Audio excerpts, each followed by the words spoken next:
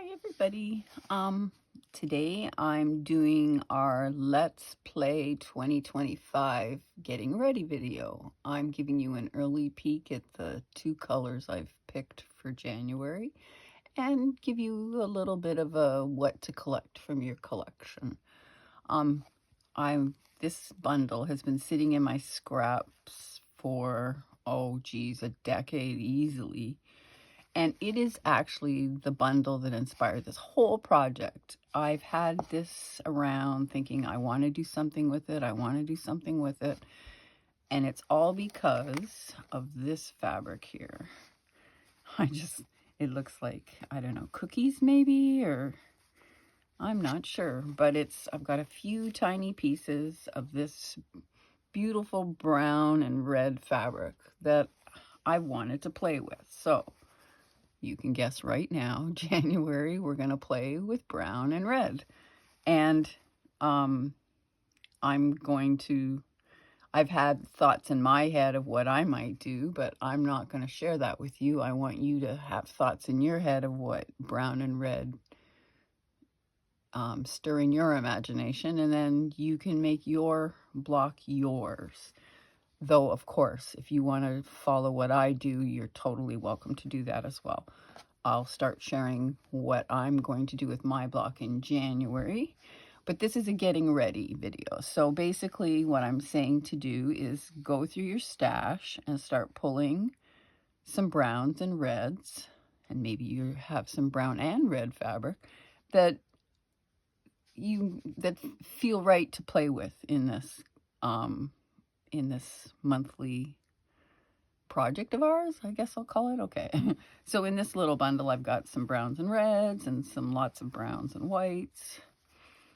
And I should say white or or creams. You're allowed to add those as well. I don't consider those a third color. They're part of almost every fabric, aren't they? So anyways, this is the color that's going to be our January. And so I went through my stash and started pulling some things. Now, I have a suggestion. When you go through your stash, and it's fun to go through your stash, I have to tell you, and you're pulling things for January's brown and red, keep in mind that we're going to be playing with other colors throughout the year. So if you see something in your stash that you think, oh, that'd be perfect for this little project we're doing, pull it out already so you don't have to go back later looking for it. So that's an idea. So on top of this brown and red, I have this little bucket I've created for myself, and I've got some more reds that I'm gonna probably play with, and some more browns, and I even do have a few other, they're not quite the right red, but these might be my backgrounds, like the back of the block, because I like to color match those. And then I went through some of my trims, and I'm not necessarily going to use all of these, but I just pulled them because then you get to play with them when you're making your blocks. So I've got red trims, rickracs, brown trims, crochet, and not crochet, and not rickrack. And I also have brown rickrack and brown grosgrain, and these are more beigey, and I'm actually thinking of saving these for another color month down the road, so I'll just put those aside for now. Just because of this lighter brown. That's not what I'm going for in my block. You can in yours. Brown is how you interpret it. But for mine, that looks more like gingerbread to me, so I might do something down the road with that. Okay, and I've got some buttons, interesting buttons that I've pulled, and more trims and bias bindings, and beads, and tiny buttons. And again, I'm not necessarily going to use all of these things, but it's when you are in the midst of playing and auditioning things, it's good to have variety, because you never know what will look just right. So again, more trims in the colors. I've got some, an old earring. These speak to me as well for this project.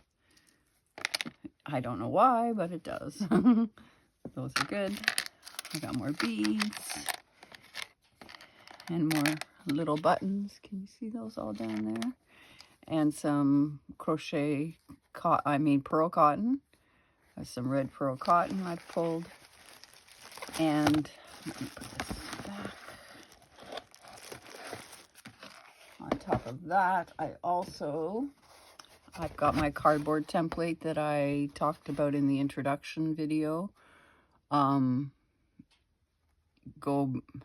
give links to those two videos in the description of this one.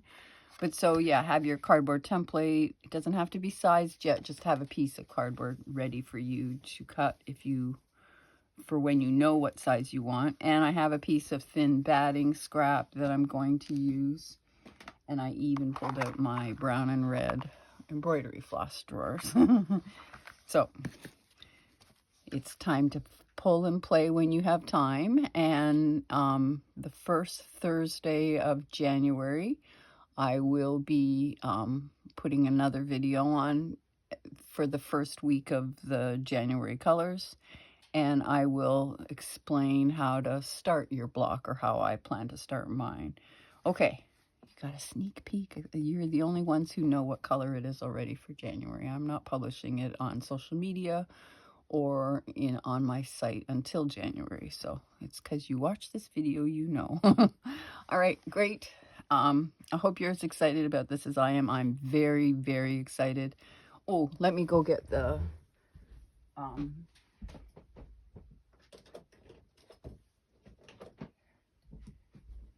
Sorry, I just wanted to get this to remind you that this is sort of the kind of thing, and my January one probably won't look obviously anything like this, but this was the example that I made to show you what can happen when you play with green and pink. But for January, we're playing with brown and red. Okay, thanks for watching. See you in January.